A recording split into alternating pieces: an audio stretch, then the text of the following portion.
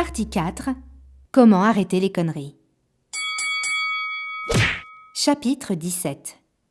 C'est très facile dès qu'on a compris que c'était pas dur. La séparation entre passé, présent et avenir ne garde que la valeur d'une illusion, si tenace soit-elle. Albert Einstein, scientifique, génialologue. Un matin que je traînassais dans ma maison ensoleillée, à lire le journal portes grandes ouvertes et stéréo à fond, un oiseau a traversé mon salon.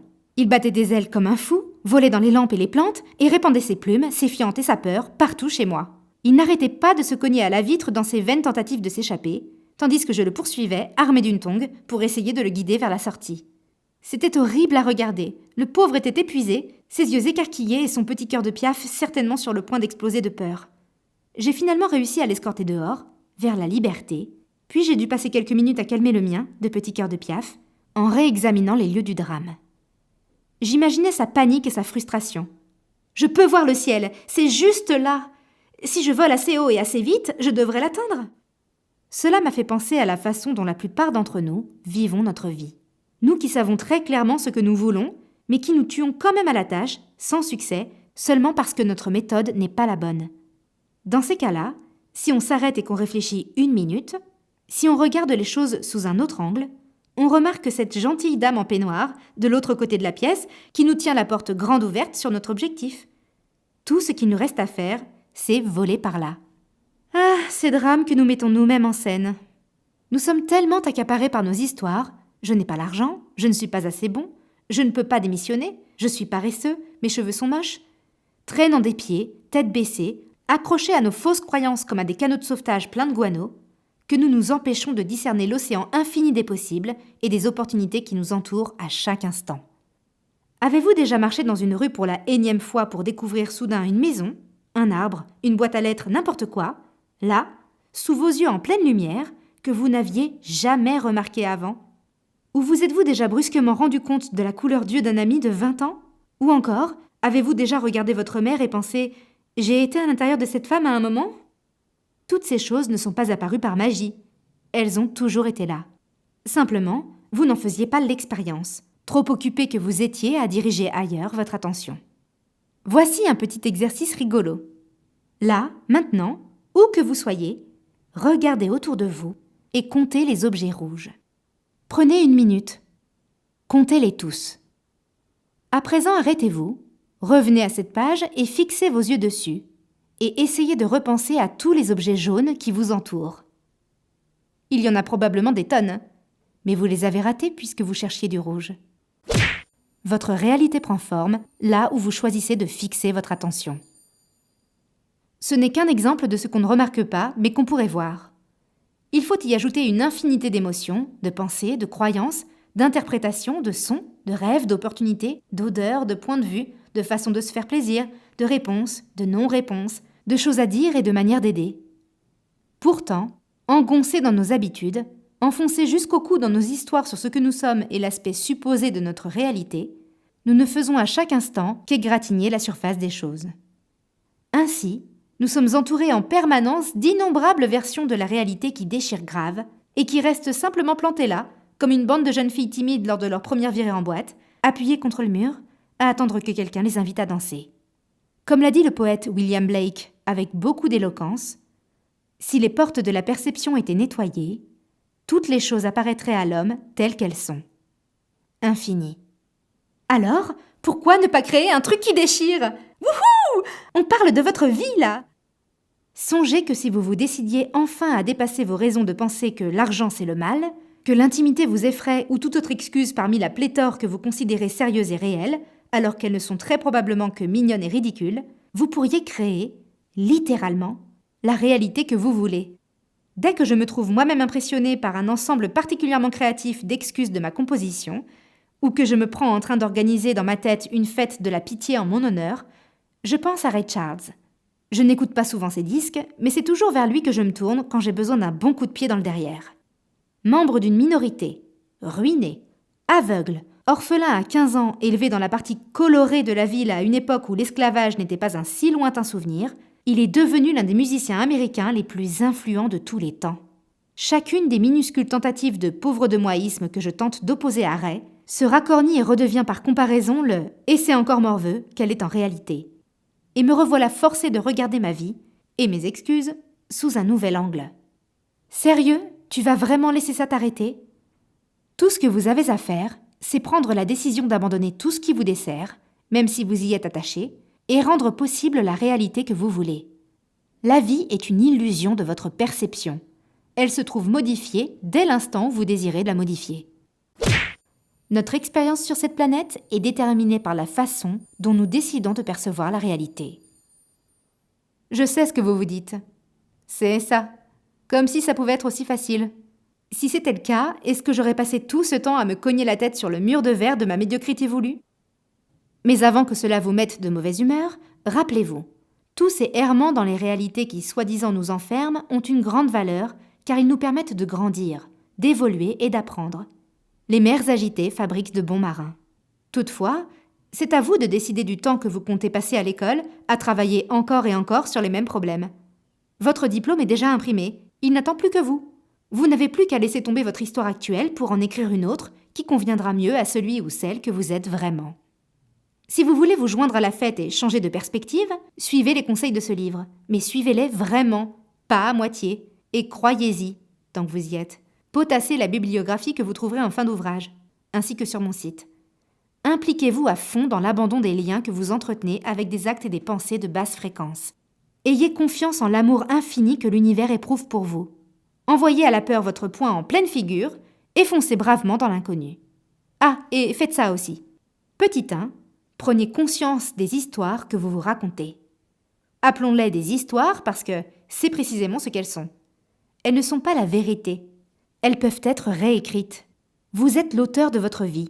Pas vos parents, pas la société, pas votre conjoint, pas vos amis, pas les camarades de classe qui vous appelaient gros lard au collège. Plus vite vous déciderez de vous écrire un nouveau script, plus vite votre vie deviendra géniale. Abandonner vos histoires nécessite avant tout de les identifier. Écoutez-vous parler et penser, et commencez par prendre vos propres mensonges sur le fait. Nous nous habituons tant à nos disques rayés, au point de nous y retrouver totalement et de ne même plus les entendre, sans parler de toute leur réalité. Nous nous battrions à mort pour défendre leur contre-vérité. Traquez plus spécifiquement les phrases qui commencent par « J'ai toujours »,« Je ne suis jamais »,« Je ne peux pas »,« Je devrais »,« Je suis nul en »,« J'aimerais »,« Je voudrais »,« Je n'ai pas »,« Un jour »,« J'essaie de ». Jeanne Pauvrette, avocate, se dit qu'elle doit conserver son poste atroce dans ce cabinet prestigieux, faute de pouvoir en trouver un autre qu'elle aimerait et qui payerait aussi bien. Vraiment ? Et c'est pourquoi personne sur Terre, selon toi ma chère Jeanne, n'occupe un poste qu'il aime tout en gagnant plus que toi. Sandra Célib répète à qui veut l'entendre qu'elle ne trouvera jamais d'homme parce que tous les bons sont déjà pris. Vraiment, Sandra ? Tous les hommes beaux et seuls ont été impitoyablement chassés et abattus, si bien que, peu importe le nombre de rendez-vous que tu décroches, ou le nombre de fois que tu vas faire des courses chez Monoprix en talons hauts super sexy, tu ne rencontreras jamais aucun ? Et le type génial que ta copine Déborah vient de rencontrer était donc le dernier survivant de ce génocide. Jean Patsou, coach personnel, parle toujours de ses problèmes d'argent et se plaint en permanence de l'absence de gros clients. Vraiment, Jean ? Aucun ? Nulle part ? Alors comment se fait-il que d'autres coachs nagent littéralement dans une mare de gros clients ? Que certains ont même créé une marque de boissons énergisantes avec leur gueule sur la canette et qu'ils en font de la pub à la télé ? Une autre bonne méthode pour débusquer une histoire consiste à porter votre attention sur les éléments qui pêchent dans votre vie. Si vous êtes souvent en colère, peut-être que votre histoire c'est « personne ne me comprend ». Si vous avez toujours des kilos de trop, c'est peut-être « je n'ai aucune volonté ». Si on ne vous a pas invité au réveillon de Noël alors que vous ne laissiez parler personne d'autre que vous aux 3 réveillons précédents, ce doit être « personne ne fait attention à moi ». Rappelez-vous, comme l'a dit Wallace Wattles, peu importe les apparences, pensez ce que vous souhaitez penser, c'est penser la vérité. Plutôt que de vous prétendre coincé dans ces réalités qui puent, servez-vous du pouvoir de la pensée pour changer d'attitude et changer de vie. Alors, soyez attentifs. Quelle est votre histoire préférée, celle que vous employez le plus souvent pour vous saboter ? Qu'est-ce que vous vous entendez dire ou penser en permanence à tel point que cela définit ce que vous êtes, ou plutôt ce que vous croyez être ? Dégagez ce disque rayé de votre platine mentale tout de suite et vous pourrez vous consacrer à réécrire vos histoires et vous créer le genre de vie qui vous fait vibrer. Petit 2. Repérez ce que vous gagnez à travers vos histoires. Nous ne faisons jamais rien ou presque rien sans en tirer bénéfice, d'une façon ou d'une autre, saine ou malsaine. Si une histoire idiote parvient à vous pourrir la vie à ce point, c'est que vous devez y trouver votre compte. Supposons par exemple que votre histoire à vous, c'est d'être déprimé. Il y a de fortes chances pour que, si vous êtes déprimé, vous vous sentiez dans votre droit de ne pas travailler dur, de ne pas faire le ménage ou de sport. Tout le monde le sait, c'est pratique, ça attire l'attention.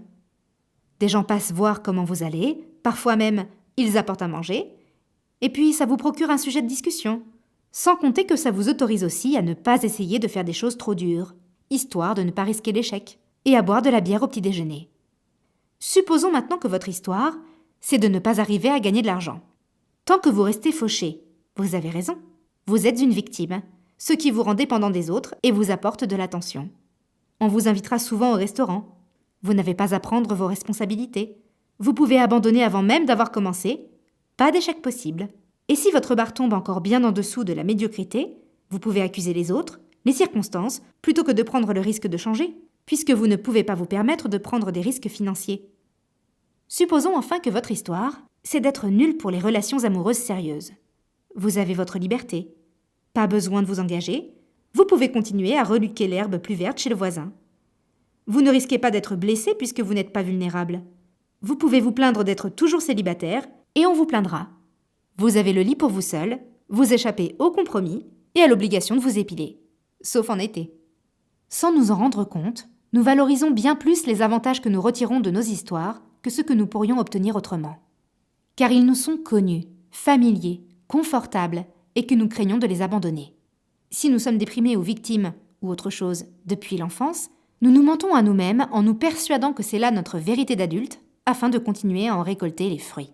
C'était notre stratégie de survie, enfant, mais elle est devenue inefficace et il faut nous en débarrasser, faute de quoi nous sommes condamnés à reproduire éternellement le même schéma. Admettons, par exemple, que vous ayez grandi avec un père violent et alcoolique et que votre stratégie pour éviter de devenir l'objet de sa rage était de ne jamais dire un mot, de rester complètement invisible. Adulte, vous ne dites jamais le fond de votre pensée et ne vous défendez jamais. Vous récoltez toujours des fruits trompeurs, vous jouez la sécurité plutôt que de risquer de vous faire mal ou de vous faire engueuler, mais en réalité, ce comportement vous nuit. En vous cachant, en ne défendant pas ce que vous êtes, vous menez la vie de qui n'a qu'une envie au réveil, se rouler en boule sous la couette et se rendormir plutôt que de se lever et d'affronter sa journée.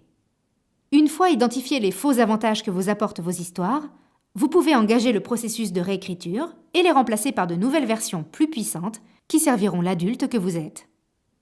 Petit 3. Débarrassez-vous de vos casseroles. Vous savez maintenant à quoi ressemble la bête. Ne reste plus qu'à la tuer.